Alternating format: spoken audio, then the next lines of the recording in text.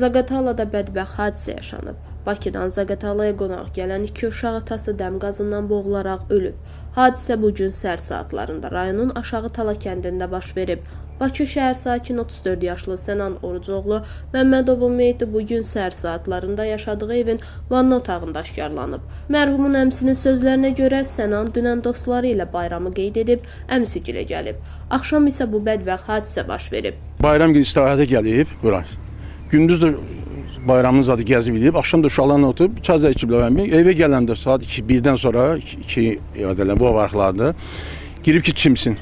Çiməndə də hamı yatıbdı. Bu da bilməm necə olubsa da səhər oruca duranda anası, atası, xalası olan bir görüblər ki belə də vəziyyət yıxılmış vəziyyətdədir. Onu da nə edə bilərik?